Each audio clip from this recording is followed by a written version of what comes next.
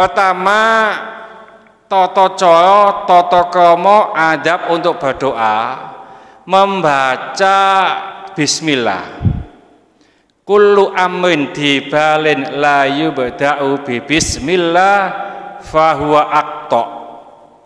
Ya, setiap perkara yang baik kalau tidak diawali dengan membaca bismillah, maka ia terputus dari rahmat Allah. Yang kedua,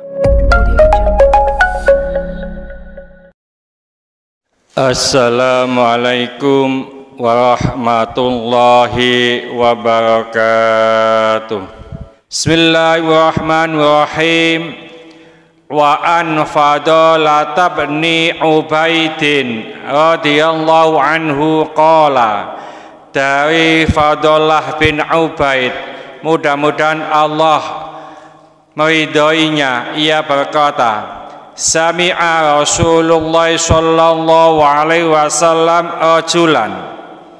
Rasulullah sallallahu alaihi wasallam pernah mendengarkan seseorang yad'u yang berdoa fi sholatihi dalam sholatnya, walam yahmadillah, tapi ia tidak membaca hamdalah, walam yusolli alal nabi sallallahu alaihi wasallam, dia juga dalam berdoa tidak membaca sholawat atas Nabi sallallahu alaihi wasallam.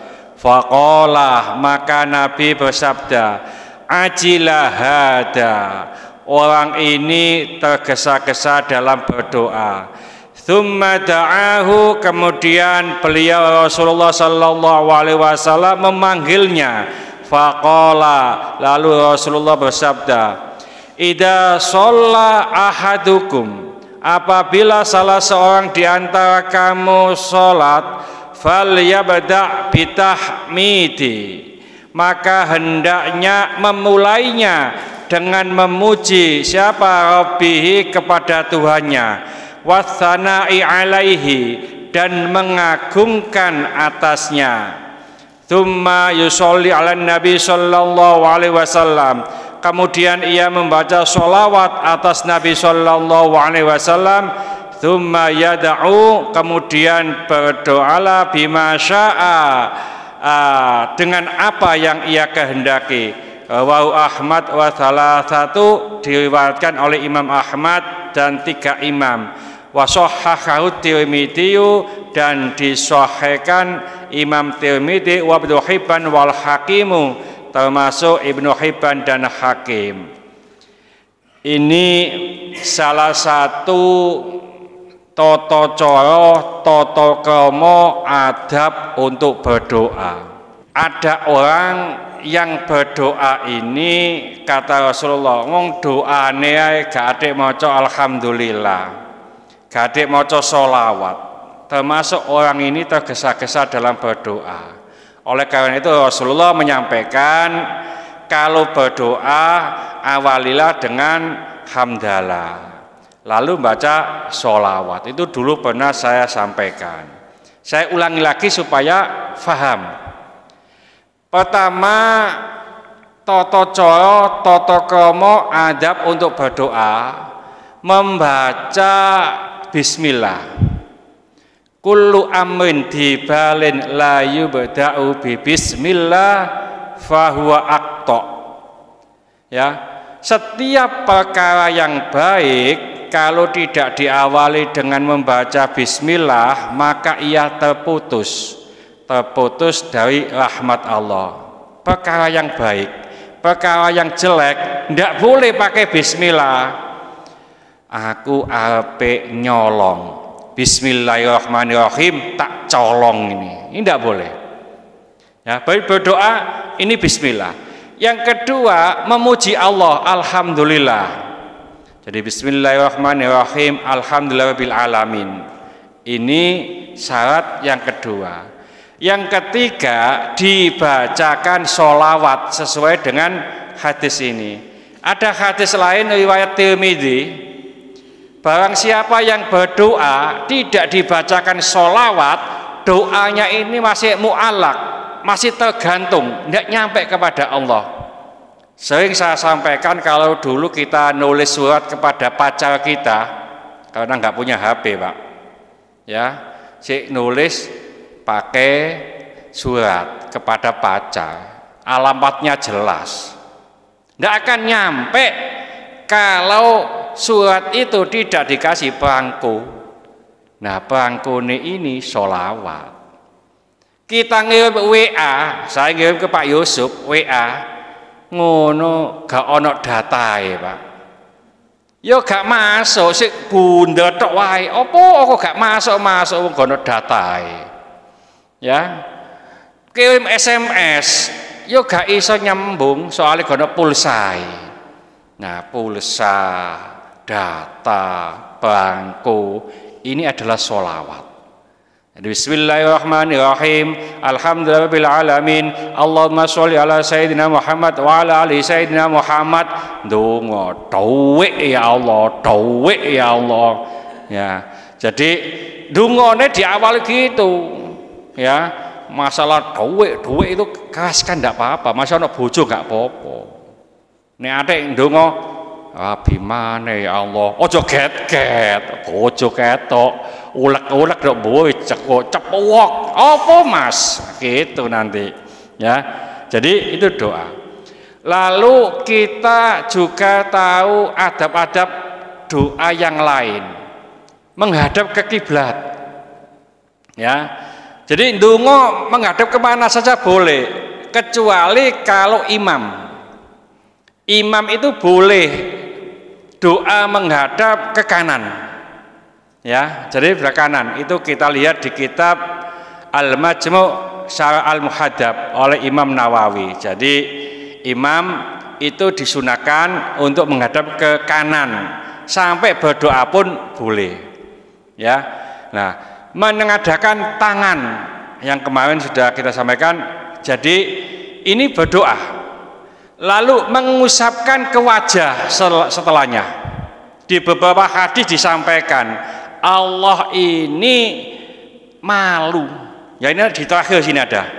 Ya, bila ada seorang hamba berdoa menengadahkan tangan lalu selesai itu tidak terus mengusapkan ke wajah, malu kalau tidak mengabulkan. Ya, jadi termasuk menengadahkan tangan lalu mengusapkan ke wajah, selesainya ini tuntunan, ada hadisnya. Lalu tahu waktu-waktu yang mustajab. Waktu sujud perbanyak doa ya. Jadi umpamanya kalau kita sujud, baik sujud dalam sholat maupun sujud di luar sholat, hadis sahih riwayat Muslim bahwa sedekat-dekat seorang hamba dengan Rabbnya, dengan Tuhannya, sajidan dalam keadaan sujud, fakthirud doa, maka perbanyaklah doa. Jadi sujud ini perbanyak doa. Oleh karena itu sering saya sampaikan, biasanya seorang imam itu memberikan kesempatan untuk doa ketika sujud terakhir ya. Lalu setelah sholat fardu ini juga mustajab. Tadi ya itu setelah sholat fardu, termasuk antara adzan dan iqamah. Ad-du'a bainal adzani wal iqamah la turaddu. Doa antara adzan dan iqamah tidak tertolak. Oleh karena itu kalau setelah adzan lalu umpamanya nanti isya, kita sholat qobliyah isya, jangan sampai tidak berdoa. Antara adzan dan iqamah itu sangat mustajab. Ada waktu saat mustajab hari Jumat. Hari Jumat itu mustajab. Cuma Rasulullah menyampaikan hanya begini, artinya dekat sekali, waktunya sedikit. Hari Jumat itu. Ada hadis lain yang lebih mempertajam, yaitu antara duduknya khotib ya, antara doa khutbah pertama sama kedua itu kan ada duduk, sampai selesainya sholat itu mustajab.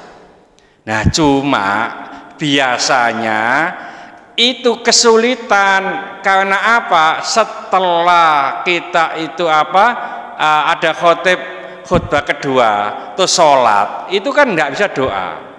Ya, di kitab Majmu' Syarah Al-Muhadzab lebih diperjelas, dan ada juga yaitu hadis yang menjelaskan tentang duduknya khotib antara dua khutbah itu mustajab. Jangan sampai tidak berdoa. Ya, jadi pas Jumatan, loh, Ustadz saya itu tidak pernah doa waktu khotib duduk itu. Nah, kenapa Mas? Ya, tidur. Tidur ya guys, ndonga apa doa Pak. Ya. Jadi upayakan saat duduk, oleh karena itu biasanya khotib itu duduknya ya ada suwe titik lah untuk memberikan kesempatan. Biasanya kalau di tahap 2 itu ono sholawate, jadi itu memberikan kesempatan untuk berdoa. Ya, nah termasuk keadaan-keadaan itu juga harus tahu. Keadaan puasa ini mustajab. Puasa apa Ustadz? Seluruh puasa. Doanya orang yang berpuasa ini mustajab. Perbanyak. Ya, termasuk hari Jumat tadi itu menurut Imam Al-Ghazali, umpamanya wong tombokan lho Pak. Jumat itu ditomboki kabeh. Ket mulai subuh sampai subuh maneh itu ditomboki kabeh ndonga, banyak berdoa. Ya. Terus ngapunten, doa dipimpin oleh imam. Dalam hadis di sini juga ada nanti sekelompok orang yang mana salah satu berdoa, yang lain mengamini, mustajab. Sekelompok orang itu orang 3 umpamane. Ya, sing siji mimpin doa umpamane, ya, yang 2 ngamini, ini mustajab. Ya, jadi tadi dipimpin oleh imam atau seseorang, yang lain ngamini, itu mustajab. Hadisnya di sini juga ada nanti. Lalu keadaan-keadaan yang lain, hujan deras, hujannya lebat sekali, ini berdoa. Angin ribut, ya, nek Jawa JTV ku apa Pak? Pentil muter itu. Ya, angin pentil muter, umpamanya mbok muter ngene mbok ngene, gak apal saya itu. Ya, saya juga nggak pernah lihat miliknya istri saya soalnya. Ya, nah ini kalau ada angin ribut berdoa, ini mustajab. Saat bertemunya 2 pasukan, ya, tapi sekarang kan sudah ada ono perang Pak. Mosok tahap 1 sampai tahap 2 cicak perang ngono ta, cek ono mustajab ngono. Ya, jadi ini mustajab. Ya, nah di samping keadaan-keadaan itu juga tahu tempat-tempat yang mustajab. Nah, kalau di sini tempatnya ndak ada. Di Madinah itu di Raudhah. Itu mustajab. Raudhah itu antara rumah Rasulullah dengan mimbar Rasulullah, ini Raudhah. Ini mustajab. Ya, kalau ini adalah Raudhah itu artinya ya taman Pak. Ya, taman surga. Lalu lebih khusus lagi di Multazam. Multazam itu antara pojokan Ka'bah ini ada namanya Rukun Hajar Aswad, pojokan itu. Lalu di sebelahnya ada pintu Ka'bah.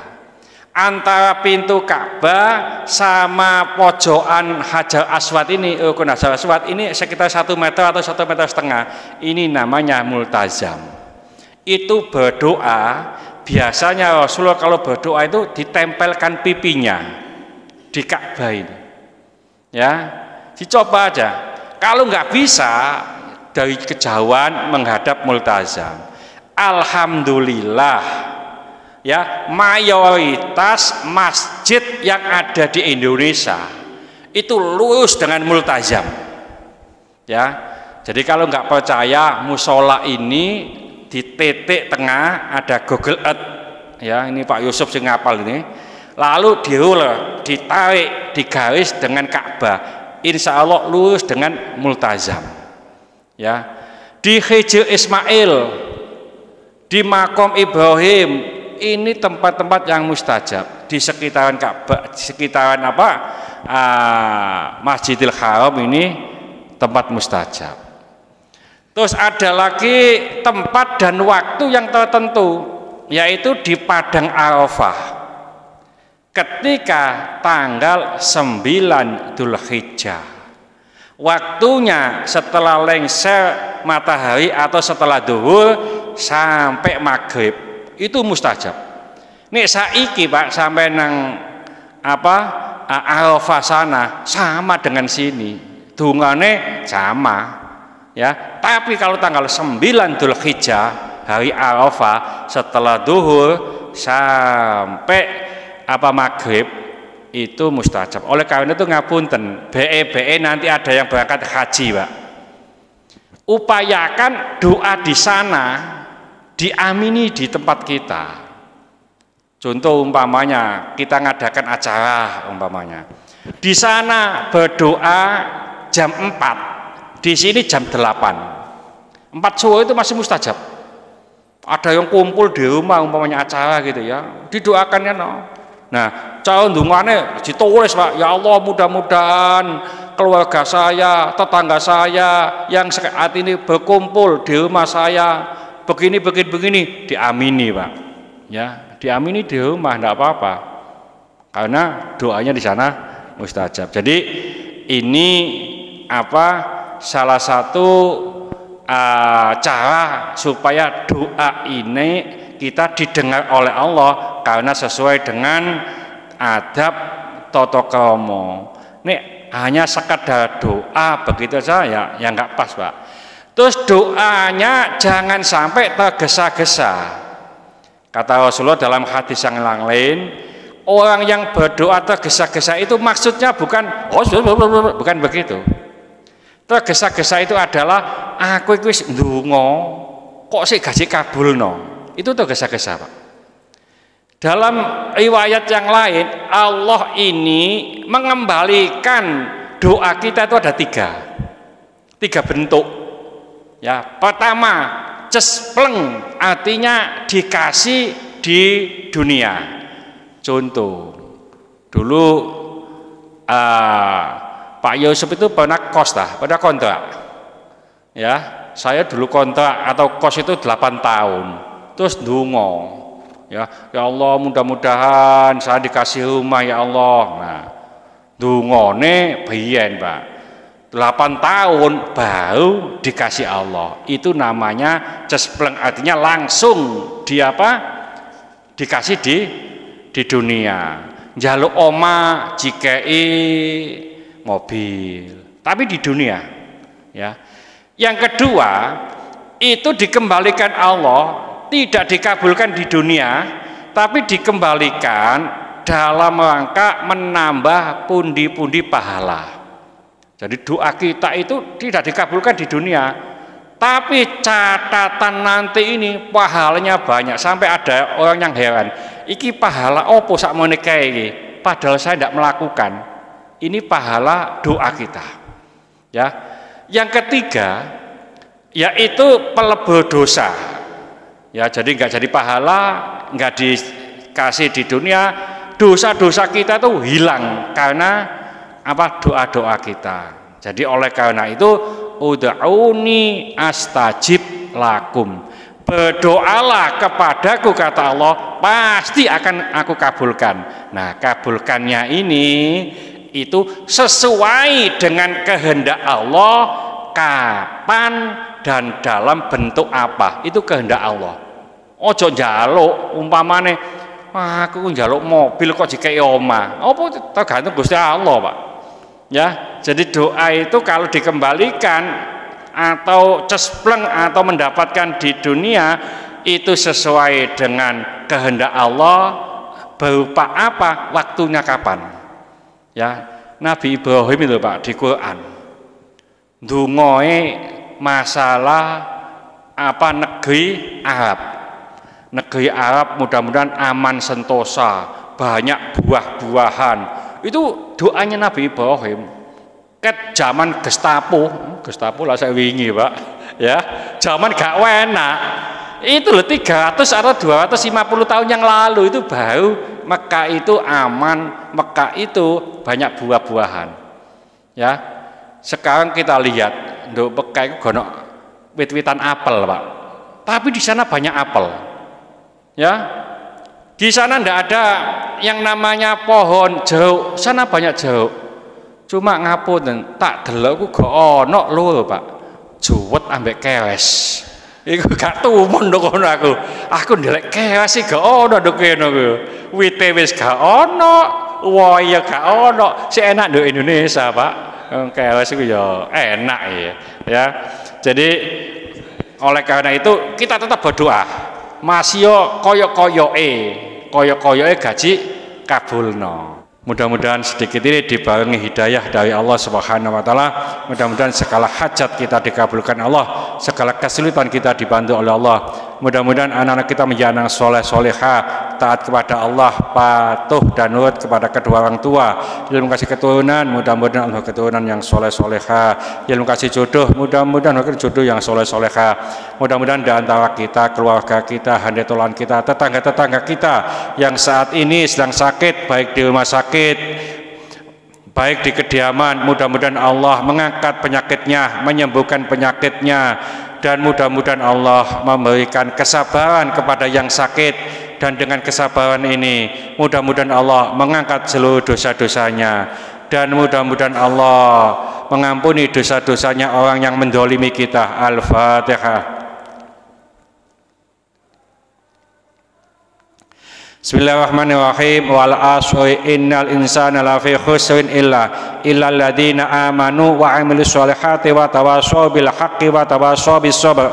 Subhanaka wa bihamdika asyhadu an la ilaha illa anta astaghfiruka wa atubu ilaik. Wassalamualaikum warahmatullahi wabarakatuh.